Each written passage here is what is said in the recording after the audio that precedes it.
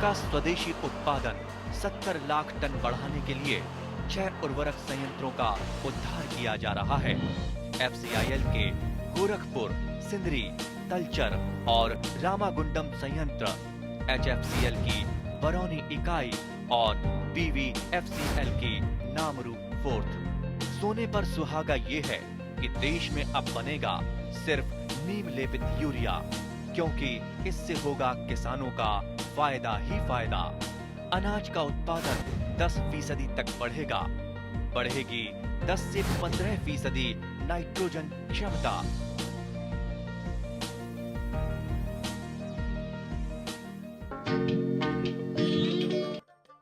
ভাৰত চৰকাৰৰ বিজ্ঞান আৰু প্ৰযুক্তি মন্ত্ৰালয়ৰ অধীনৰ জৈৱ প্ৰযুক্তি বিভাগৰ বিত্তীয় অনুদানৰ জৰিয়তে কামৰূপ গ্ৰাম্য জিলাৰ হাজো অঞ্চলৰ গেৰুৱাত অৱস্থিত আঞ্চলিক বৰষুণ নিৰ্ভৰশীল দ ভূমিৰ ধান গৱেষণা কেন্দ্ৰ চমুকৈ RRLRRSTত জৈৱ প্ৰযুক্তি কিষাণ হাব নামৰ এটি অভিলাষী প্ৰকল্পৰ কাম চলি থকাৰ লগতে বিভিন্ন প্ৰজাতিৰ ধানৰ ওপৰতো গৱেষণাৰ কাম চলি থকাৰ কথা আমাক জনোৱা হয়।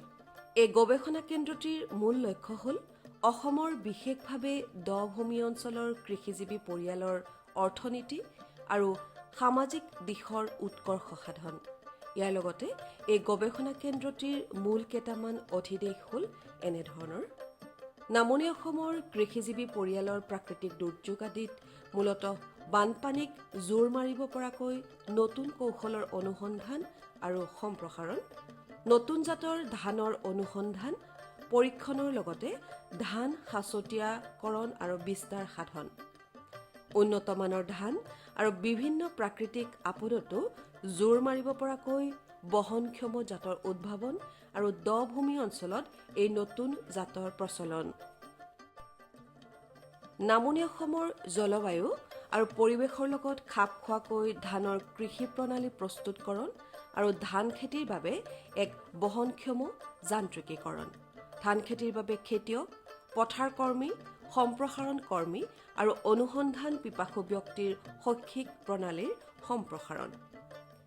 বৰ্তমান উক্ত ধান গৱেষণা কেন্দ্ৰটিত দ ভূমিত কৰিব পৰা বিভিন্ন জাতৰ ধানৰ ওপৰত গৱেষণাৰ কাম চলি থকাৰ কথা বিভাগীয়ভাৱে আমাক জনোৱা হয়।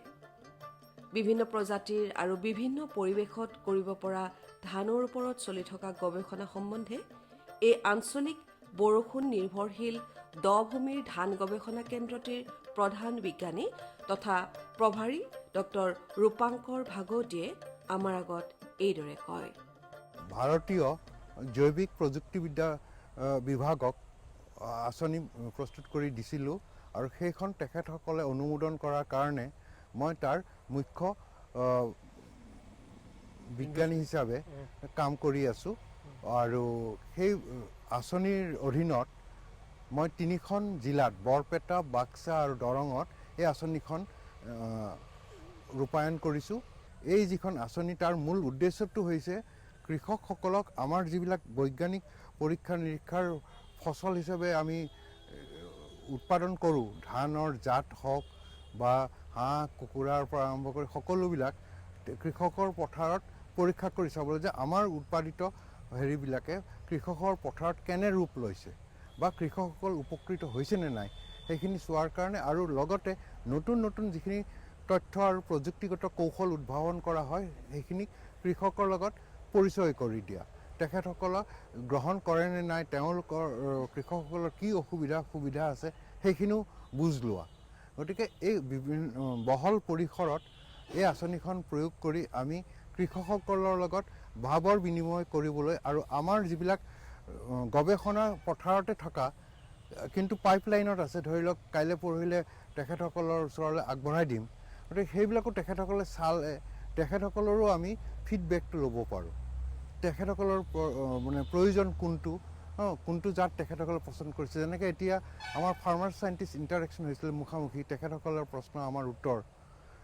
কেইজনমান কৃষকে ইয়াত চাই গৈ কৈছে যে 307টো আমাক লাগে, অতি ভাল জাত, গতিকে আমি এইটো গ্ৰহণ কৰিব বিচাৰোঁ। 505টো তেখেতসকলে খুব ভাল পাইছে। এতিয়া এনেকুৱা ধৰণৰ কৃষকৰ মতামতৰ ওপৰত ভিত্তি কৰি আমি নেক্সট আমাৰ এই আঁচনিৰ ভিতৰত তেওঁলোকৰ সেইবিলাকো অন্তৰ্ভুক্ত কৰিম। অসমখন বানপীড়িত অঞ্চল বেছি আছে এতিয়া প্ৰত্যেক বছৰে এৰাউণ্ড 5,000 হেক্টৰ আমাৰ বানপানীত ডুব যায়, ধানৰ উৎপাদন যথেষ্ট হ্ৰাস পায়। গতিকে আমি বানপীড়িত অঞ্চলৰ কাৰণে তাক কৰিব পৰা, প্ৰতিৰোধ কৰিব পৰা বিভিন্ন অধিক উৎপাদনক্ষম জাত যি বানপানীটো নষ্ট নহয় আৰু উৎপাদন সমানে থাকে, কৃষকৰ যাতে আৰ্থিক লোকচান নহয় তাৰ প্ৰতি লক্ষ্য ৰাখি আমি নতুন নতুন জাত পৰীক্ষা কৰিছোঁ। তাৰ ফলস্বৰূপে আমাৰ বহুত জাত এতিয়া অসমৰ কাৰণে অনুমোদন হৈছে, যেনে চিয়াৰ ধান 500, চিয়াৰ ধান 505, 506, 508 এইবিলাক দ মাটিৰ কাৰণে উপযুক্ত জাত। এইবিলাক আমাৰ মানে গভীৰ বা দ মাটিত আমি ভালকৈ কৰিব পাৰোঁ, বিশেষকৈ ক্ষতি নহয়। আৰু 2 নম্বৰতে আমি কিছুমান নতুন জাত আনিছোঁ, চিয়াৰ ধান 801 আৰু 802। এই দুটা জাতে বানপানীত ডুব গৈ থাকিলেও 14 দিন 15 দিন ডুব গৈ থাকিলেও আকৌ মূৰ দাঙি উঠে, আকৌ হয়। তাৰপিছত যদি খৰাং হয়, খৰাঙতো তাৰ বিশেষ অনিষ্ট নহয়, বা তাৰপিছত যদি ষ্টেম বৰাৰ বা অন্য পোক পৰুৱাৰ আক্ৰমণ হয় সি সহ্য কৰিব পাৰে। এনেকুৱা ধৰণৰ নতুন মলিকুলাৰ মাৰ্কাৰ এছিষ্টেড ছিলেকশ্যন কৰি যি বায়'টেকনলজিকেল তাত বিভিন্ন ধৰণৰ QTL ষ্টেকিং কৰা হৈছে। ষ্টেকিং এইটো সহজতে জিন ট্ৰান্সফাৰ পিৰামিডিং কৰি পেলাই এইটো কৰা হৈছে। গতিকে ক্লাইমেট স্মাৰ্ট এই ভেৰাইটিকেইটা বানপানী হওক, খৰাং হওক, সকলোতে সিহঁত হয় আৰু তাৰ লগত পোক পৰুৱাও প্ৰতিৰোধ কৰে। গতিকে এইবিলাক জাত আমি কৃষকৰ পথাৰত এই আঁচনিৰ জৰিয়তে দিছোঁ। 2 নম্বৰতে আমি কিছুমান, আপোনালোকেও জানে আমাৰ বহুত মানুহে পুষ্টিহীনতাত ভোগে। পৰিপুষ্টি কাৰণে আমাৰ অকল ভাত খাই থাকিলেতো নহ'ব, লগত পৰিপুষ্টিও লাগিব। গতিকে আমাৰ ধানতেই প্ৰটিন আৰু জিংকৰ পৰিমাণ বৃদ্ধি কৰি আমাৰ থলুৱা জাত আছাম ৰাইচ কালেকশ্যন 10075 আৰু নবীনৰ ক্ৰছ কৰি নতুন জাত উলিওৱা হৈছে। তাত চিয়াৰ ধান 310 আৰু 311 বুলি জনা যায়। এই দুটা জাতত প্ৰটিনৰ পৰিমাণ 10.2% আৰু জিংকৰ পৰিমাণ more than 22 ppm পোৱা গৈছে। আৰু এইকেইটা খালে আমি ভাতৰ লগতে প্ৰটিনৰ ছাপ্লিমেণ্টেশ্যন বা জিংকৰ ছাপ্লিমেণ্টেশ্যন হয়, আমি আৰু তেতিয়া জিংকভিট খাবৰ দৰকাৰ নহয়। দেহত যিখিনি প্ৰটিন আৰু জিংক লাগে ইয়াৰ পৰাই আপোনালোকৰ হ'ব। তেনেকুৱা ধৰণে আমি বিভিন্ন নতুন নতুন জাত উদ্ভাৱন কৰা হৈছে আৰু সেই জাতবিলাকে আমাৰ কৃষকৰ মাজত এখেতসকলৰ যিখিনি আমি ফিডবেক পাইছোঁ যথেষ্ট আশাপ্ৰদ। তেখেতসকলে খুবেই ভাল পাইছে জাতসমূহ, তেখেতসকলৰ পথাৰত বৰ ভাল কৰিছে। 3খন জিলাৰ ঠিক সেইদৰে আমি বিভিন্ন জিলাৰ KVK-বিলাককো দিয়া হৈছে। তেওঁলোকৰ যিখিনি ৰিজাল্ট আহিছে চব চমকপ্ৰদ ৰিজাল্ট, খুব ভাল সঁহাৰি আমি লাভ কৰিছোঁ আৰু আশা কৰোঁ অসম চৰকাৰেও এই ক্ষেত্ৰত চিন্তা কৰিব, কাৰণ আমাৰ এতিয়া পৰিপুষ্টিহীনতাটো এটা ডাঙৰ সমস্যা হৈ পৰিছে। গতিকে তাৰ মোকাবিলা কৰিবৰ হ'লে এইকেইটা জাতেৰে আমি সহজে মিড ডে মিল বা অন্য তেনেকুৱা আঁচনিত সোমোৱাই আমাৰ দুখীয়া গৰীব যিসকলে অকল নিৰামিষহাৰী তেওঁলোককো আমি পৰিপুষ্টি যোগান ধৰিব পাৰোঁ। কামৰূপ জিলাৰ হাজো অঞ্চলৰ গেৰুৱাত অৱস্থিত আঞ্চলিক বৰষুণ নিৰ্ভৰশীল দ-ভূমিৰ ধান গৱেষণা কেন্দ্ৰটিত মূলতঃ ৰাষ্ট্ৰীয় ধান গৱেষণা প্ৰতিষ্ঠান কটকৰ নিৰ্দেশনাৰ আওতাত পৰে আৰু সমগ্ৰ কেন্দ্ৰটিৰ পৰ্যবেক্ষণ আৰু সহযোগিতা ভাৰপ্ৰাপ্ত মুখ্য প্ৰবন্ধক তথা বিজ্ঞানীগৰাকীৰ দ্বাৰা সুচাৰুৰূপে চলোৱা হয়। তেওঁ সমগ্ৰ সংস্থা তথা কেন্দ্ৰটিৰ প্ৰশাসনিক কাৰ্যকলাপ, গৱেষণাৰ কাৰ্যকলাপ, প্ৰতিদিনৰ কাৰ্যসূচী আৰু আন্তঃসংস্থানৰ কাৰ্যবিধিৰ তদাৰক কৰে। গৱেষণা কেন্দ্ৰটিৰ মুঠ 22.5 হেক্টৰ মাটিকালিৰ 8.5 হেক্টৰ মাটিত ধান খেতিৰ বিভিন্ন গৱেষণাৰ কাম চলি থকাৰ কথা বিভাগীয়ভাৱে আমাক জনোৱা হয়। এই গৱেষণা প্ৰতিষ্ঠানটোৱে বিভিন্ন স্থানীয় সংস্থা, প্ৰতিষ্ঠান যেনে কৃষি বিভাগ, অসম চৰকাৰ, ভাৰতীয় কৃষি অনুসন্ধান পৰিষদ আৰু অসম কৃষি বিশ্ববিদ্যালয়ৰ অধীনৰ কৃষি বিজ্ঞান কেন্দ্ৰসমূহৰ লগতো সহযোগিতা কৰি বিভিন্ন জাতৰ বিশ্লেষণ আৰু উদ্ভাৱনত সহায় কৰিছে।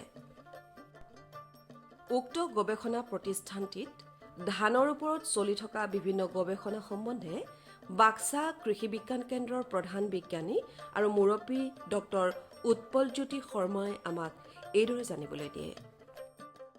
আমি অসম দেশ এখন কৃষি প্ৰধান ৰাজ্য আৰু আমাৰ কৃষি বুলি ক'লে আমি সচৰাচৰ ধান খেতিকে বুজাওঁ, কিন্তু তথাপিতো আমাৰ কৃষক ধান খেতিৰ পৰা খুব এটা লাভান্বিত হোৱা দেখা নাযায়। তাৰ কেইবাটাও কাৰক আছে।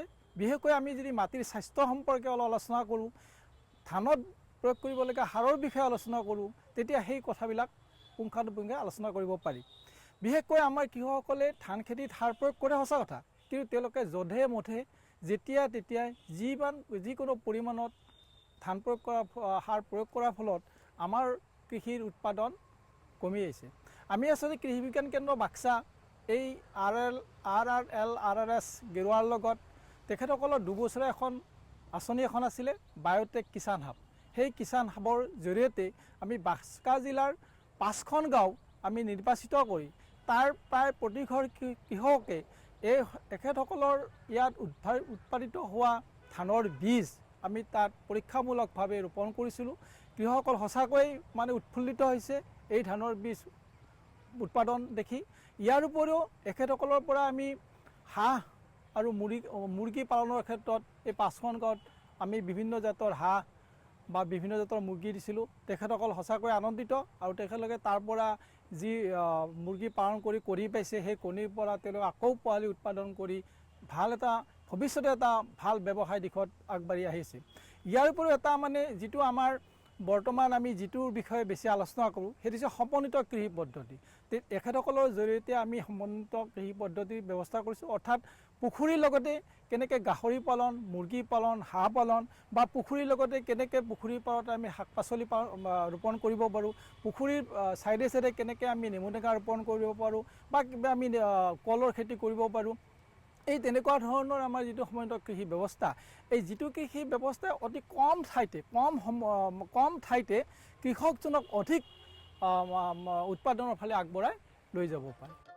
উক্ত গৱেষণা প্ৰতিষ্ঠানটিত বিভিন্ন জাতৰ ধানৰ উপৰিও সুগন্ধি ধানৰ জাত যেনে ক'লা জহা, কণ জহা, বকুলো জহা, মানিকী মাধুৰী জহা, কেতেকী জহা ইত্যাদি 39টা সুগন্ধি জাতৰ ধানৰ সংৰক্ষণ কৰি বিভিন্ন গৱেষণাৰ কাম চলাই থকাৰ কথা বিভাগীয়ভাৱে আমাক জনোৱা হয়। উক্ত গৱেষণা প্ৰতিষ্ঠানটিত কৰ্মৰত এগৰাকী কাৰিকৰী বিষয়া তথা কৃষি বিজ্ঞানী চিকিমণি বৰুৱাই কেন্দ্ৰটিত চলি থকা বিভিন্ন ধানৰ গৱেষণা সম্পৰ্কে আমাক এইদৰে জনায়। আমাৰ ইয়াত আমি 39টা জাতৰ জহা এৰমেটিক ৰাইচ যিটো কয়, আমি ইয়াত মেইনটেইন কৰি আছোঁ। আমি ইয়াত খেতি কৰি তেওঁলোকৰ মানে পেৰামিটাৰ্ছ কিছুমান আমাৰ চাব লগা হয়, সেইখিনি আমি চাই আছোঁ। আৰু তাৰে আমি কেইটামান যেনেকৈ ক'লা জহা, কণ জহা, কুণকুণী জহা, কেতেকী জহা, বকুল জহা, মানিকী মাধুৰী ইত্যাদি আমি ইয়াত কৃষকৰ ডিমাণ্ড চাই আমি অলপ সৰহকৈ কৰা গৈছে। আজি সেই তাৰ বিষয়ে মই ক'ব বিচাৰিম। যেনেকৈ ক'লা জহাটো আপোনালোকে দেখিছে, ক'লা জহাটো গুণ আমি চবেই জানো যে এৰমেটিক ৰাইচত বহুত বেছি ডিমাণ্ড আছে। জহা বুলি ক'লে মানুহে ক'লা জহা বিষয়ে কয়। আৰু এই জহাটো খালি মানে অকল ভাতৰ কাৰণেই নহয়, মানুহে আজিকালি চিৰা বনোৱাৰ কাৰণেও ব্যৱহাৰ কৰিছে। আজিকালি বিহুত আপোনাৰ জহা চাউলৰ চিৰা পায়, সেই হিচাপে এতিয়া ডিমাণ্ড আৰু বাঢ়িছে আমাৰ জহা ধানৰ। ক'লা জহা আমাৰ খেতিত তাৰমানে আমাৰ বিঘাত আমি 6 মোন 7 মোনকৈ পোৱা যায়। আৰু তেনেকেই বাকীকেইটা জহাও কণ জহা, কেতেকী জহা, বকুল জহা আমি তেনেকেই পাওঁ। আমি আচলতে জহাৰ যিটো এৰমেটিক কেৰেক্টাৰিষ্টিক, সেই বস্তুটো আমি বেলেগ এটা ব্ৰিডিং লাইন হিচাপে উলিয়াব বিচাৰিছোঁ। যেনেকৈ আপোনালোকে দেখিছে ক'লা জহাখিনি ইয়াৰ প্ৰডাকশ্যনো কম আৰু লগতে এইখিনি পৰি যায়। প্ৰডাকশ্যন কম লগতে পৰে, এই কেৰেক্টাৰিষ্টিককেইটা আমি অঁতৰাই ইয়াৰ যিটো এৰমেটিক কেৰেক্টাৰিষ্টিক সেইটো বেলেগ এটা ধানৰ লগত চাপৰ জাত আৰু কম ডিউৰেশ্যন, সেই তাৰ লগত ক্ৰছ কৰি আমি এটা বেলেগ এটা ব্ৰিডিং লাইন বিচাৰিবলৈ মানে আমাৰ গৱেষণা চলি আছে। সেই তেনেকুৱা এটা জাত আমি যদি উলিয়াব পাৰোঁ, তেতিয়া কৃষকৰ কাৰণে কম ডিউৰেশ্যনত আৰু বেছি প্ৰডাকশ্যন থকা আৰু লগতে এই জহা চাউলৰ গুণ থকা এটা আমি ভেৰাইটি উলিয়াব পাৰিম। সেইকাৰণে তাৰমানে আমি ইয়াত এই গৱেষণাটো কৰি আছোঁ যে আমি এটা মানে ভাল ব্ৰিডিং লাইন ডেভেলপ কৰিব পাৰিম।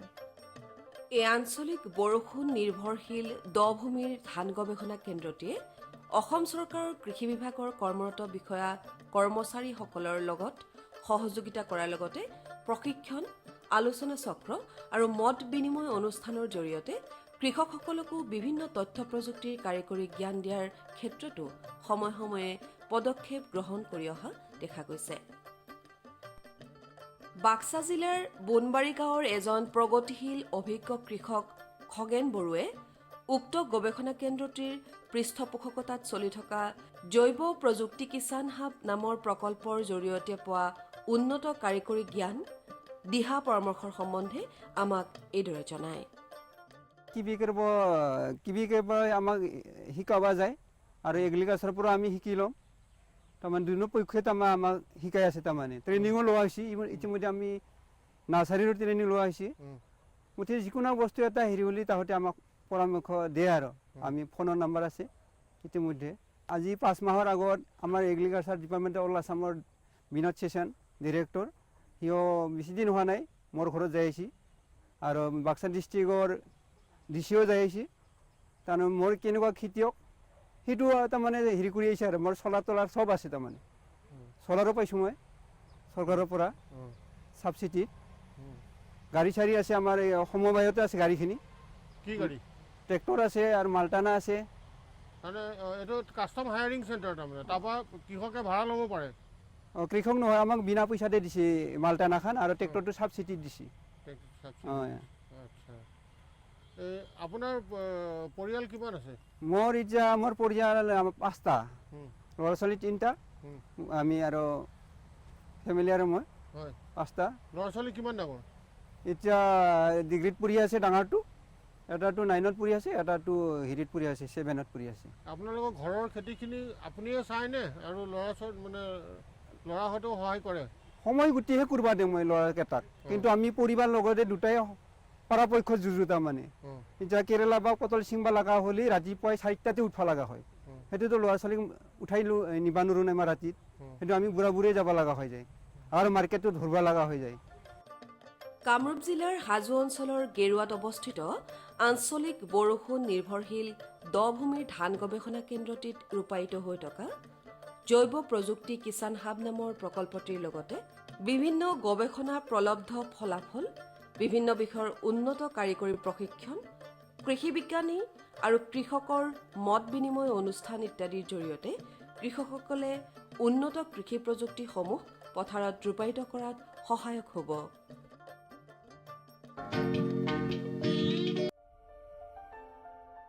ভাৰত চৰকাৰৰ প্ৰতিটো প্ৰয়াস কৃষকৰ প্ৰগতিত দি আছে এটা নতুন বিশ্বাস। দেশৰ কৃষকসকলৰ প্ৰতি সমৰ্পিত ভাৰত চৰকাৰে বিশেষকৈ উত্তৰ পূৰ্বাঞ্চল আৰু আন্দামান নিকোবৰ দ্বীপপুঞ্জৰ কৃষি অঞ্চলৰ বিকাশৰ বাবে নতুন প্ৰগতিশীল পদক্ষেপ লৈছে, যাৰ দ্বাৰা কৃষকসকলে দ্ৰুত গতিত উন্নতি কৰি আছে। কৃষি অঞ্চলৰ বিকাশৰ গতি অব্যাহত ৰাখি মাননীয় প্ৰধানমন্ত্ৰী শ্ৰী নৰেন্দ্ৰ মোদী ডাঙৰীয়াৰ নেতৃত্বত ভাৰত চৰকাৰে এক দূৰদৰ্শী নিৰ্ণয় লৈ দেশত ৰাষ্ট্ৰীয় খাদ্য তেল মিছন অইল পামৰ আৰম্ভণি কৰিছে, যাৰ দ্বাৰা উত্তৰ পূৰ্বাঞ্চলৰ ৰাজ্যসমূহ আৰু আন্দামান নিকোবৰ দ্বীপপুঞ্জৰ কৃষকসকলৰ বিশেষ লাভ হ'ব। পুঁজিৰ বিনিয়োগত বৃদ্ধি পাব, খোৱা তেলৰ আমদানিৰ ওপৰত নিৰ্ভৰ কৰাটো কম হ'ব আৰু ৰোজগাৰৰ সুবিধা সৃষ্টি হ'ব। খোৱা তেলত আত্মনিৰ্ভৰশীলতাৰ বাবে এতিয়া ৰাষ্ট্ৰীয় খাদ্য তেল মিছন অইল পামৰ সংকল্প লোৱা হৈছে। নৰ্থ ইষ্ট আৰু আন্দামান নিকোবৰ দ্বীপপুঞ্জ এনেকুৱা অঞ্চল য'ত সহজে পামৰ খেতি কৰিব পৰা যায়, পাম অইলৰ উৎপাদন হ'ব পাৰে। এই মিছনৰ অধীনত অইল পামৰ অঞ্চল আৰু উৎপাদন বঢ়োৱাত জোৰ দিয়াৰ বাবে চৰকাৰে 11,000 কোটি টকাৰো অধিক সাহায্য ৰাশি নিৰ্ধাৰিত কৰিছে। মিছনৰ অধীনত চৰকাৰে অইল পামৰ খেতিৰ বাবে ৰোপণ আদিৰ সহায়ত বৃদ্ধি ঘটাই পূৰ্বতে পাবলগীয়া প্ৰতি হেক্টৰত 12,000 টকাৰ পৰা বঢ়াই প্ৰতি হেক্টৰত 29,000 টকা কৰি দিছে। পুলি ৰোপণ সামগ্ৰীৰ অভাৱ দূৰ কৰাৰ বাবে বীজৰ উৎপাদন কৰাৰ বাবে বাগিচাকো সাহায্য প্ৰদান কৰা হ'ব, যাৰ অধীনত প্ৰতি হেক্টৰ ক্ষেত্ৰফলৰ অইল পামৰ উদ্যানৰ বাবে 1 কোটি আৰু নাৰ্চাৰী বিকাশৰ বাবে 50 লাখ টকাৰ ব্যৱস্থা আছে। 30 বছৰীয়া পুৰণা বাগিচাৰ পুনৰুদ্ধাৰৰ বাবে প্ৰতি পুলিত 250 টকাৰ এককালীন অনুদান দিয়া হ'ব। উত্তৰ পূৰ্বাঞ্চল আৰু আন্দামানৰ বিশেষ সাহায্যৰ অধীনত তাৰ অঞ্চলৰ গাঁথনি, জলবায়ু আৰু অন্য পৰিস্থিতি অনুসৰি বিভিন্ন দিশত যেনে হাফ মুন টেৰেছত প্ৰতি হেক্টৰত 4,000 টকা, জেওৰা, বায়োফেন্সিং তথা লেণ্ড ক্লিয়াৰেন্সৰ বাবে প্ৰতি হেক্টৰত 7,000 টকা আৰু একত্ৰিত খেতিৰ বাবে প্ৰতি হেক্টৰত 10,000 টকাৰ ব্যৱস্থা আছে। প্ৰাৰম্ভিক 4 বছৰৰ সময়ত ৰক্ষণাবেক্ষণ আৰু অন্তৰ্ফচলৰ বাবে প্ৰতি হেক্টৰত 50,000 টকাৰ ব্যৱস্থা আছে। কৃষকৰ বাবে ৰোজগাৰৰ সুবিধা সৃষ্টি কৰা আৰু উদ্যোগসমূহক উদগনি জনোৱাৰ বাবে 5 মেট্ৰিক টন প্ৰতি ঘণ্টা ক্ষমতাযুক্ত নতুন পাম অইল মিছনৰ প্ৰতি গোটৰ বাবে 5 কোটি টকালৈকে অনুদানৰ ব্যৱস্থা আছে আৰু ক্ষমতাত বৃদ্ধি পালে অতিৰিক্ত ধনৰাশিৰো বিকল্প আছে। আমাৰ দৰে কৃষকৰ অইল পাম মিছনৰ পৰা বহুত আশা আছে। আমাৰ লাগিছে এই যোজনা আমাৰ বাবে লাভজনক হ'ব আৰু ইয়াৰ দ্বাৰা আমাৰ উপাৰ্জনো বাঢ়িব। অইল পামৰ কৃষকসকলে সতেজ ফলৰ থোক অৰ্থাৎ FFB উৎপাদন কৰে, যাৰ বৰ্তমান মূল্য আন্তঃৰাষ্ট্ৰীয় মূল্যত হোৱা উঠানামাৰ আধাৰত নিৰ্ণয় লোৱা হয়। প্ৰথমবাৰ কেন্দ্ৰীয় চৰকাৰে সতেজ ফলৰ থোকৰ মূল্যৰ বাবে কৃষকসকলক আশ্বাস দিছে। ইয়াক প্ৰকৃত মূল্য বা BP বুলি ক'ব পাৰি, অৰ্থাৎ কৃষকসকলৰ কোনো লোকচান হ'বলৈ দিয়া নহ'ব। এই ব্যৱস্থাৰ দ্বাৰা কৃষকসকলৰ বজাৰৰ মূল্য উঠানমাৰ পৰা সংৰক্ষণ প্ৰাপ্ত হ'ব। প্ৰকৃত মূল্য BP নিৰ্ধাৰণ কৰাৰ আৰম্ভণি 1 নৱেম্বৰৰ পৰা হ'ব আৰু অহা বৰ্ষৰ 31 অক্টোবৰলৈকে অব্যাহত থাকিব। ইয়াক অইল পাম বৰ্ষ বুলি কোৱা হ'ব। ইয়াৰ দ্বাৰা উত্তৰ পূৰ্বাঞ্চলৰ ৰাজ্যসমূহ আৰু আন্দামান নিকোবৰ দ্বীপপুঞ্জত খেতি বৰ ভাল হ'ব আৰু কৃষকসকলে আনন্দৰ হাঁহি মৰাৰ এটা নতুন কাৰণ পাব। किसान भाइयों गांठ बांध लो, गांठ बांध लो, बहुत है काम की, समृद्धि के पैगाम की। मिट्टी के मिजाज को समझो, मिट्टी के हर राज को समझो, मिट्टी की तुम जांच कराओ, मुफ्त सॉइल हेल्थ कार्ड ले जाओ। कभी मुनासिब बीज लगाओ, सही किस्म की खाद ले आओ, जितनी जरूरी उतनी डालो, सही मात्रा खुद पहचानो, इसको अपना मंत्र बना लो, मिट्टी की सेहत तो जानो। बात बहुत है काम की, कम लागत अधिक वरदान की। किसान भाइयों गांठ बांध लो, आज ही मिट्टी की जांच कराएं। राज्य सरकार के कृषि अधिकारी से संपर्क करें और मुफ्त में सॉइल हेल्थ कार्ड पाएं। कृषि और किसान कल्याण मंत्रालय द्वारा किसान हित में কৃষকসকলৰ বিভিন্ন সমস্যাৰ সমাধানৰ লগতে শেহতীয়া প্ৰযুক্তি আৰু প্ৰয়োজনীয় আনুষংগিক দিশৰ বিষয়ে জানিবৰ বাবে চাবলৈ নাপাহৰিব কৃষি দৰ্শন। প্ৰচাৰিত হয় প্ৰতি সোমবাৰৰ পৰা শুকুৰবাৰলৈ সন্ধিয়া 5:30 বজাৰ পৰা 6 বজালৈ।